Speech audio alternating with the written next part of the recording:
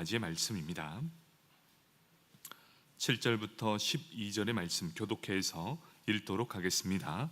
내가 또 다시 해 아래에서 헛된 것을 보았도다.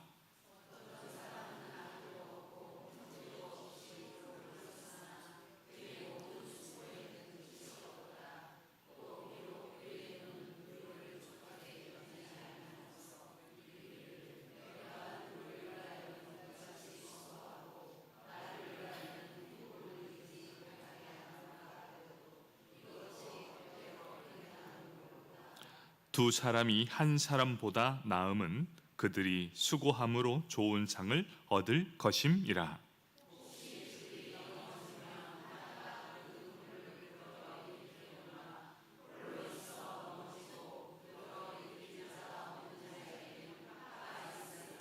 또 두 사람이 함께 누우면 따뜻하거니와 한 사람이면 어찌 따뜻하랴.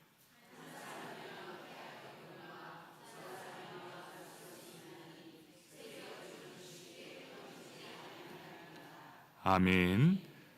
특송이 있겠는데요, 저희가 이번 주에 특송을 오늘은 구역장님이 하시고 우리 다음번에는 강사님이 하도록 하겠습니다.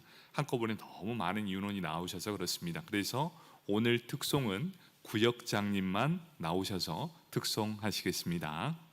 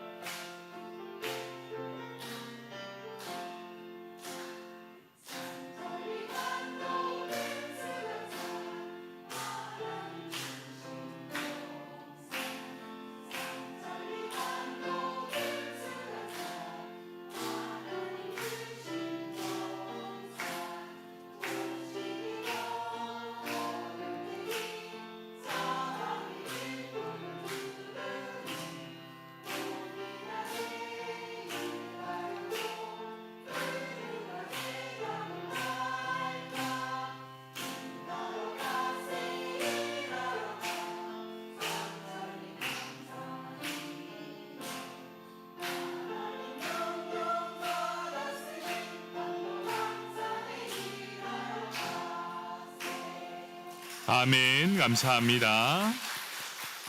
우리 구역장님들입니다. 모든 수고와 아낌을 다 없이 해주시는 분들입니다. 다시 한번 우리 격려와 수고의 박수 올려드리겠습니다. 감사합니다. 감사합니다.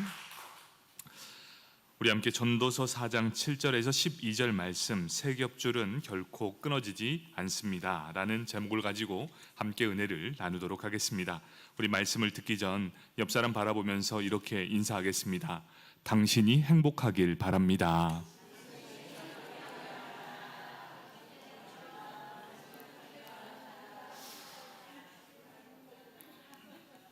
여러분의 진정으로 행복을 쫓고 있다면 우리가 해야 되는 게 뭐냐면, 내가 행복하기 위해 다른 사람을 행복하게 한다면 그 행복이 그대로 전염된답니다.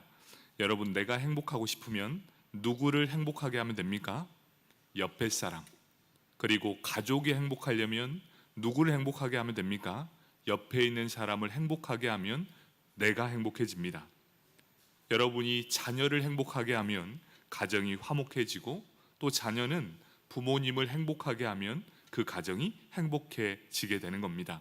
여러분이 구역으로 오늘 모였습니다. 구역이 행복하기 위해서는 구역원들이 행복하면 구역장은 행복합니다. 여러분, 그게 맞습니까? 그래서 여러분, 늘 구역 모일 때마다, 가정에 있을 때마다 가장 1순위가 뭐냐? 나의 행복이 아니라 내 앞에 있는 사람, 내 옆에 있는 사람의 행복을 위해 함께 기도해 주는 사람, 그리고 그 사람에게 전심을 다해 행복할 수 있도록 노력하는 사람, 그 사람만 행복하는 것이 아니라 모두가 다 행복해지는 비결입니다. 여러분이 인제장로교회가 이런 행복이 넘쳐나길 축복합니다. 여러분이 행복해야 제가 행복하고, 제가 행복해야 여러분이 행복합니다. 여러분, 이것은 변하지 않아요. 그래서 내 옆에 있는 사람이 행복해질 수 있도록 어떻게 하면 행복해 할 수 있을까? 그 사랑을 흘려보내시는 저와 여러분이 되길 축복합니다. 아멘. 전도서 4장 7절에 보면 지혜자 이 솔로몬이 이렇게 말합니다. 해 아래에서 헛된 것을 보았다. 해 아래에 있는 것 중에 내가 헛된 것을 보았습니다. 솔로몬 왕이 해 아래에서 본 것이 무엇이냐? 사람들이 시기하고 질투하는 모습을 보았다. 그러면서 이렇게 말합니다. 모든 사람이 시기하고 불평하는 모습을 보니 그 모든 수고로움이 결국 아무것도 아니더라. 여러분, 이 말이 어떤 의미인지 아시겠습니까? 부지런히 노력했는데 그것이 이 사람의 행복을 위해서가 아니라 이 사람을 시기하고 질투함으로 내가 그 일을 했더니 결국 그 일이 헛된 것이 되었더라. 이것이 바로 솔로몬이 해 아래에서 헛된 것을 보았던 그 모습이었습니다. 이러한 시기는 결국 어떻게 됩니까? 마음의 탐심을 불러오게 됩니다. 더 나아가서 시기하는 그 사람은 그 자신의 탐심을 채우고자 극단적인 개인주의자로 변질되는 모습, 바로 내가 그것을 보았다. 이 모습이 바로 해 안에 헛된 것, 해 아래에서 헛된 것을 보았다라는 겁니다. 여러분, 계속해서 말하는 게 무엇입니까? 행복. 사람이 언제 행복합니까? 라는 질문에 사람이 가장 행복할 때는 주변 사람들과 함께 나눌 때 행복하다. 곧 다른 사람들과 다른 이들을 행복하게 할 때 나 자신도 행복을 느낀다라는 것입니다. 여러분, 요즘 시대는 어떻습니까? 행복해 보이는 사람이 많습니까? 불행해 보이는 사람이 많습니까? 옆 사람 한번 바라보시겠습니까? 어떻습니까? 행복해 보이시죠? 우리 교회만 그렇습니다.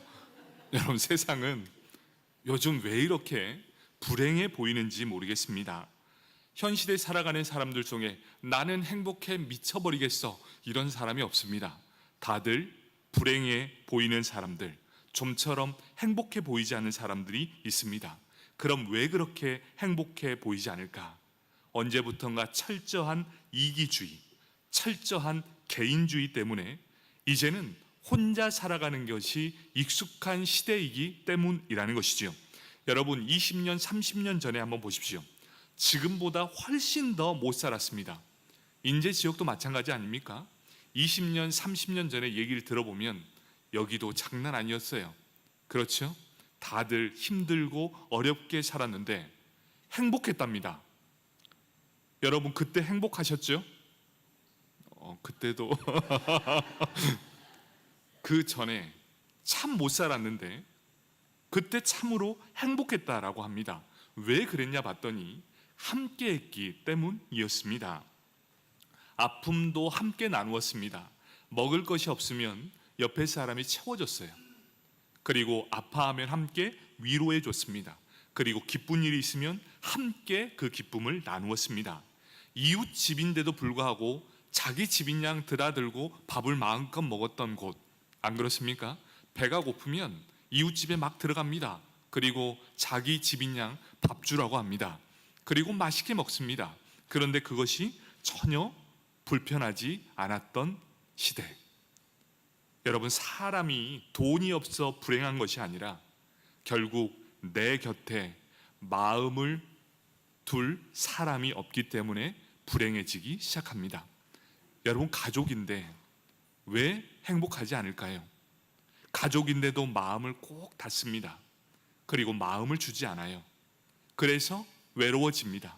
그래서 불행해지기 시작한다는 거죠. 여러분, 우리는 돈이 없어 불행한 것이 아니라 내 곁에 아무도 없어서 불행한 인생이 된다는 것. 이곳에서 예배드리는 모든 성도 여러분, 여러분은 인제장로교회 성도이기도 하지만 구역에 편성되어 있다는 것이 얼마나 행복한지 모릅니다. 우리 권사님께서 기도하였던 것처럼 구역은 작은 교회라는 것이지요. 여러분을 위해 기도해 주시는 구역장님이 있고 든든하게 말씀으로 세워주시는 강사님이 있으니 얼마나 행복합니까? 때론 함께함이 불편할 수도 있습니다. 하지만 이제 그 불편함을 넘어 함께함이 기쁨이 될 수 있기를 축복합니다. 여러분, 불편해요. 함께 있으면 귀찮습니다. 하지만 그것을 뛰어넘을 때 얼마나 행복한지 모릅니다. 함께함의 기쁨을 누릴 수 있는 우리 13구역 다 되길 축복합니다. 여러분, 우리가 철저하게 혼자일 때가 있습니다. 언제가 우리가 철저히 혼자일 때가 있느냐?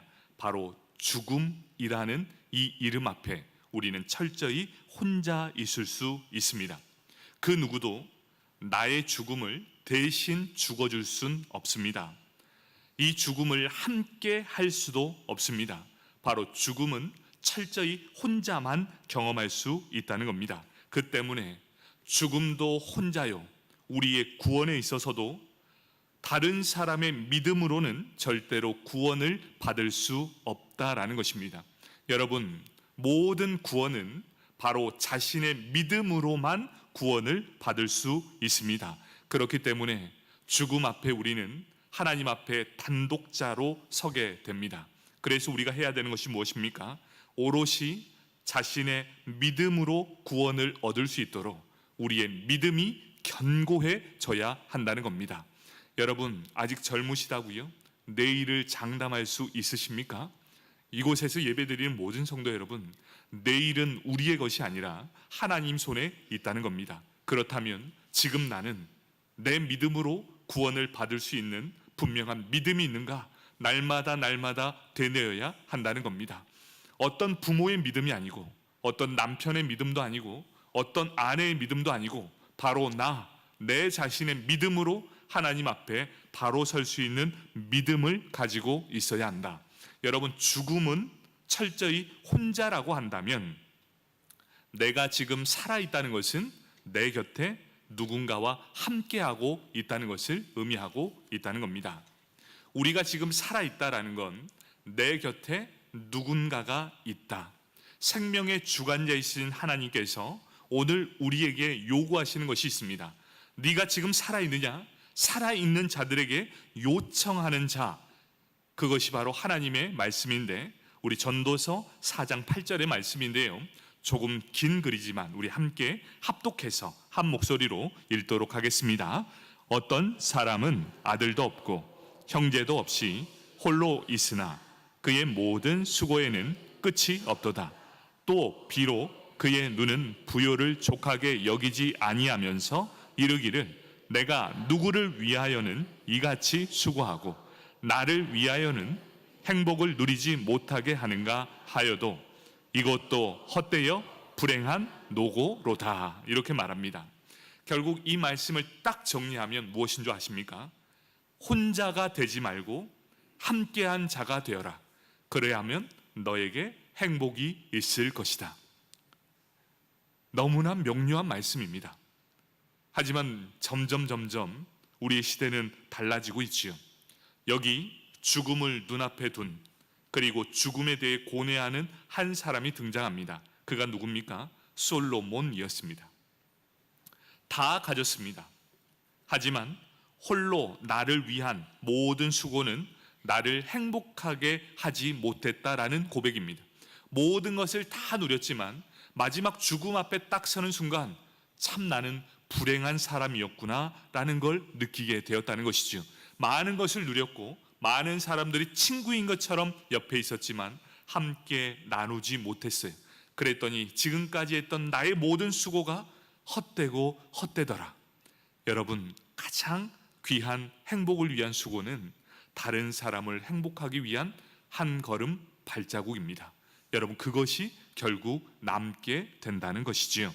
바로 나를 위해가 아니라 살짝 방향을 바꾸면 모든 수고로움이 나를 행복하게 하지 못했지만 다른 사람, 너를 위한 모든 수고로움은 나는 너무도 행복했다. 여러분, 여기에 행복이 있다는 겁니다. 젊은 시절 그는 혈기왕성했습니다.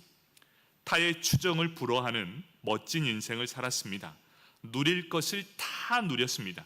그런데 그가 죽음 앞에서 깨닫는 은혜가 되었다는 것이죠. 찰스 스윈돌 박사는 이 본문을 이렇게 설명하고 있습니다.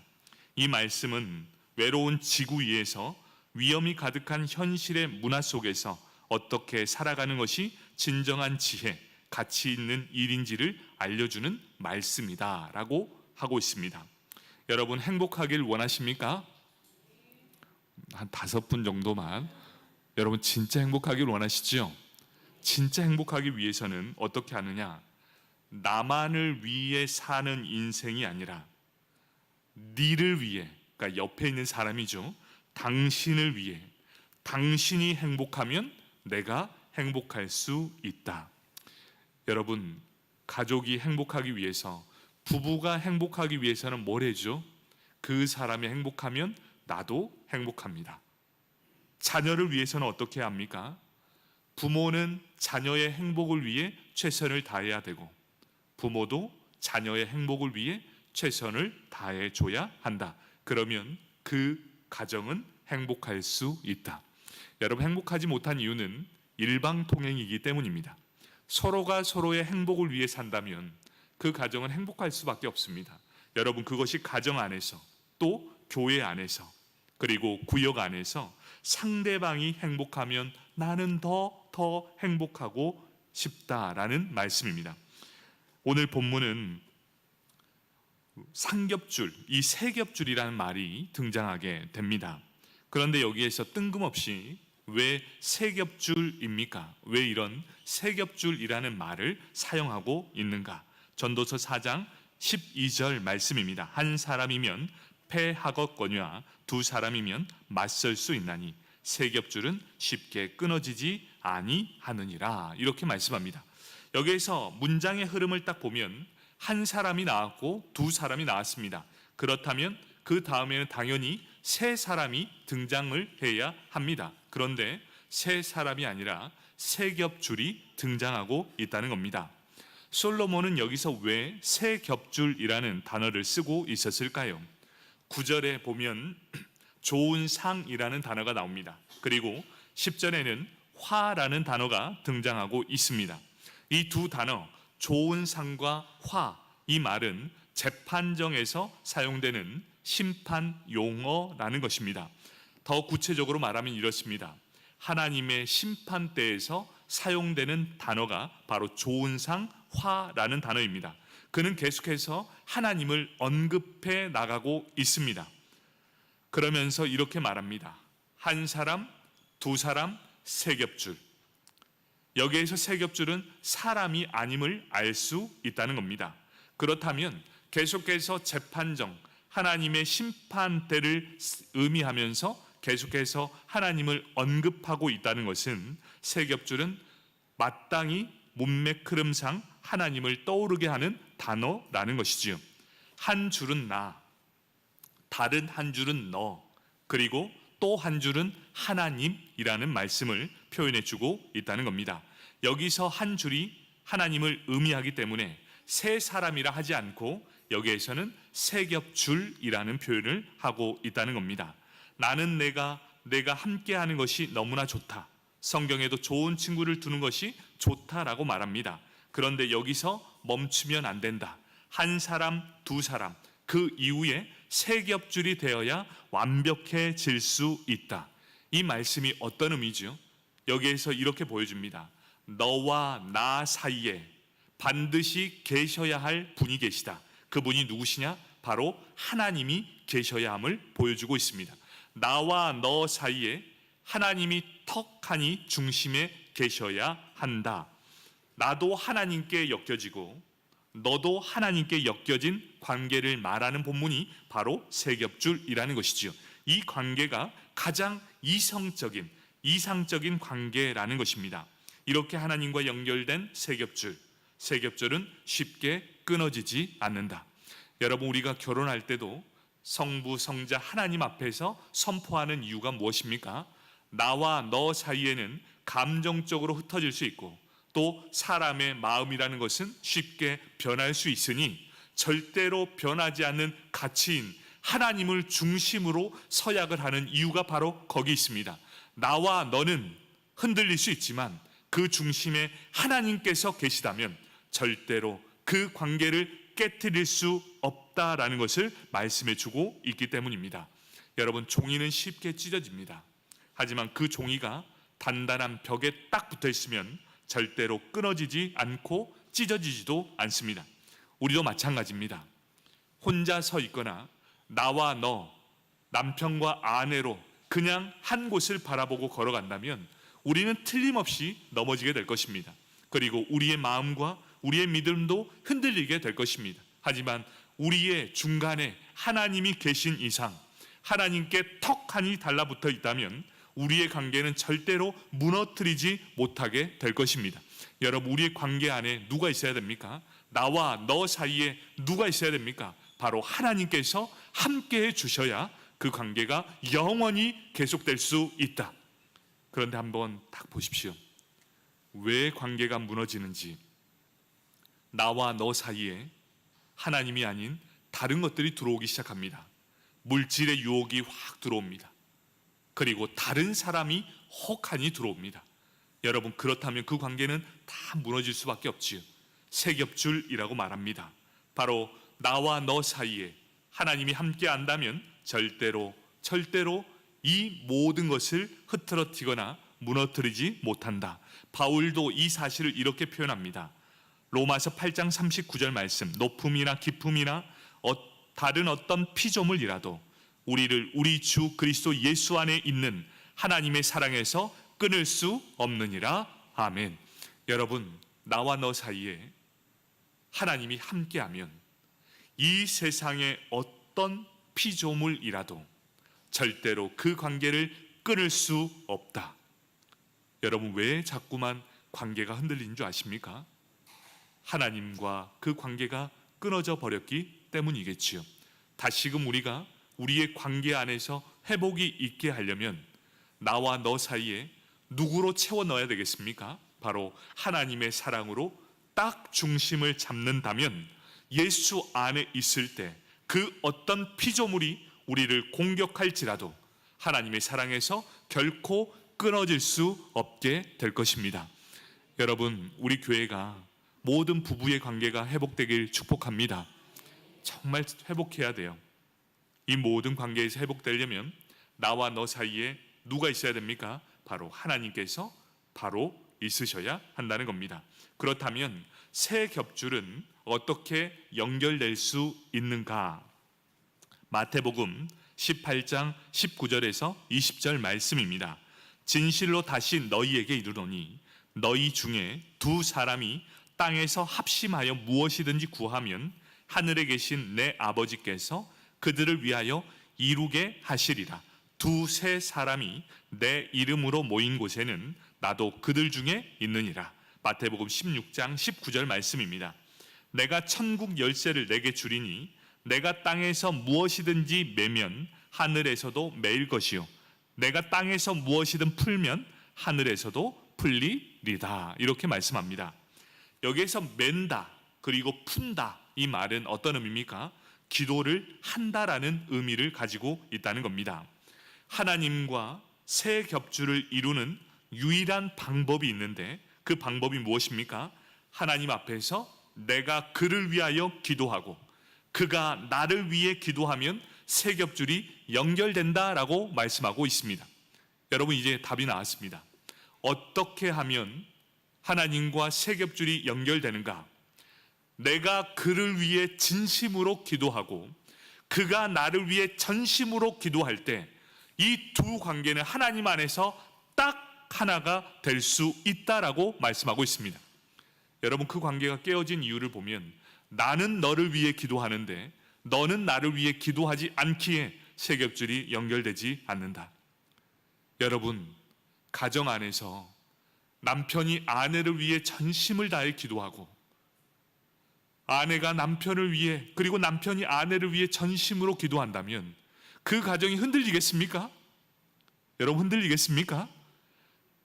부모님이 자녀를 위해 전심으로 기도하고 자녀가 부모를 위해 전심으로 기도할 때 그 가정이 흔들리겠습니까?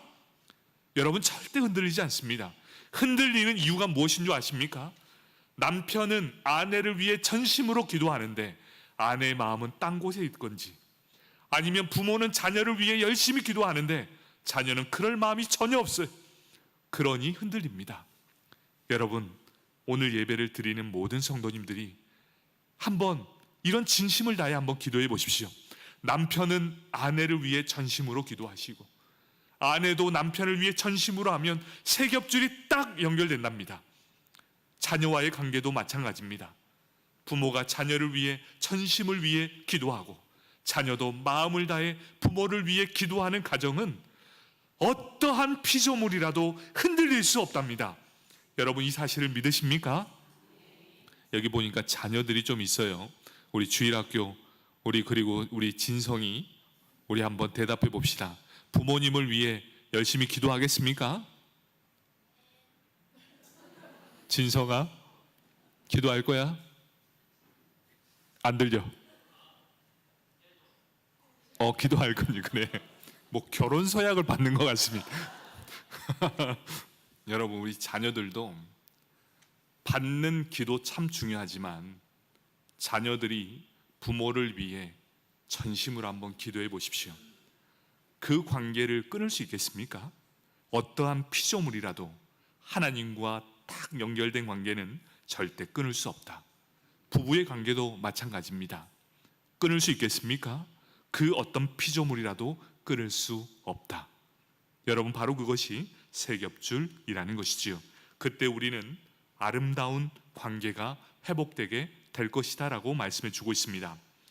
의사이자 정신분석학자 폴 트루니는 이런 말을 했습니다. 우리가 세상에서 혼자 할 수 없는 것이 두 가지가 있습니다. 하나는 결혼이요, 또 하나는 그리스도인이 되는 것이다. 여러분, 우리의 신앙은 절대로 혼자서는 할 수 없다라고 말합니다. 계속해서 개인주의를 요청하고 있지만 우리 그리스도인으로 사는 것은 절대로 혼자서는 살 수 없다. 이것이 어떤 의미인 줄 아십니까? 누군가 나를 위해 기도해 주고 나 또한 누군가를 기도해 주면서 그 관계가 점점 하나님 안에서 하나 될 때 하늘 문이 열리게 되고 기적이 일어나게 된다는 것이지요. 합심 기도가 바로 그거예요.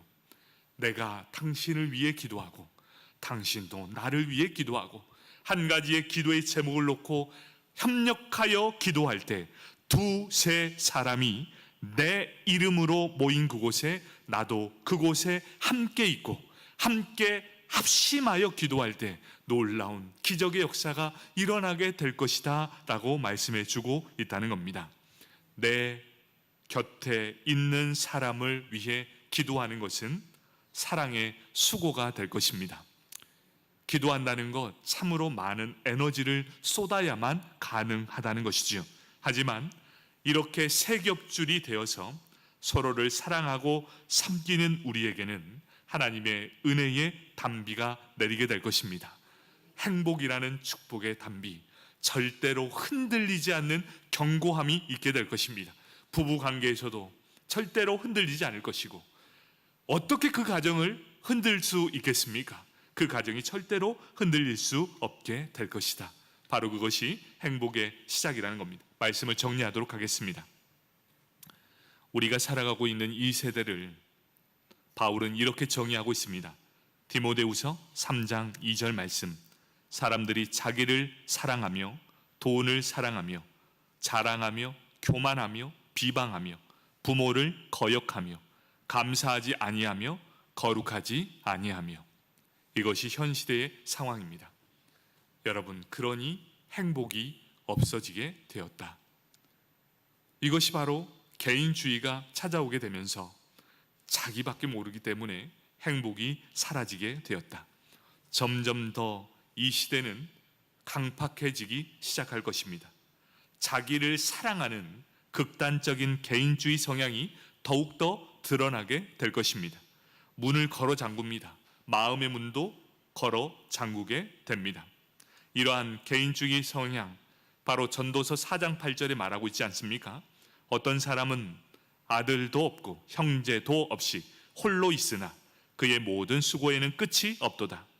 또 비록 그의 눈은 부요를 족하게 여기지 아니하면서 이르기를 내가 누구를 위하여는 이같이 수고하고 나를 위하여는 행복을 누리지 못하게 하는가 하여도 이것도 헛되어 불행한 노고로다. 많은 수고로움을 하지만 혼자이면 외로울 거예요. 수많은 억만금을 한번 벌어보십시오. 혼자이면 쓸쓸할 겁니다. 그런데 내가 억만금을 누리고 있으면서 이 억만금으로 다른 사람을 행복하게 하면 그로써 나도 행복해질 수 있다는 겁니다. 평생 열심히 일하면서도 혼자 있는 사람은 외롭게 될 것이지만 부는 쌓여가지만 결국 모든 관계는 끊어지게 될 것이다. 여러분, 과연 여러분은 누구를 위해 수고하고 있습니까? 우리 아버지들은 알 수 있을 겁니다. 여러분 왜 그렇게 열심히 일하십니까? 가족을 먹여 살리기 위해, 가족이 행복하기 위해서. 그러면 여러분, 거기에 돈만 벌어다 주는 일꾼이 아니라 진정으로 가족을 위해 그 가족이 행복할 수 있도록 그 가족에게 조금 더 다가가 주십시오. 우리 남편, 아버지 여러분, 우리는 돈을 버는 기계가 아닙니다. 가족의 행복을 위해 지금도 열심히 일선에서 일하고 있는 것 아니겠습니까? 이제 돈도 많이 벌면 좋죠. 가족의 행복을 위해서 이제 혼자 지내지 마시고 가족에게 조금 더 다가가시는 우리 아버지님만 우리 아멘 한번 해볼까요? 그렇게 하시겠습니까? 다시 한번. 자, 우리 아버지들, 가족의 행복이 여러분 손에 달렸습니다. 우리는 돈을 벌어주는 기계가 아닙니다. 가정의 행복을 위해, 가정이 더 행복하기 위해 많은 수고로움을 합니다. 그렇죠? 이제 가정의 행복을 위해 조금 더 수고하시는 우리 아버님들 다 되시겠습니까?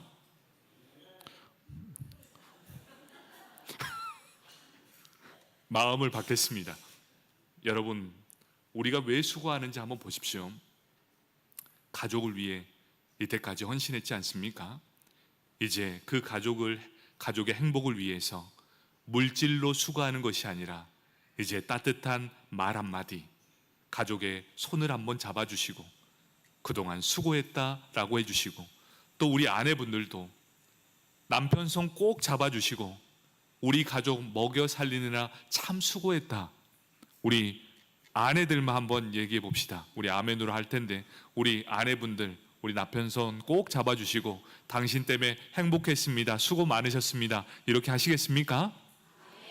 알겠습니다. 우리 이번 주 숙제입니다. 여러분 꼭 그렇게 해주시면 행복이 시작되게 될 것입니다.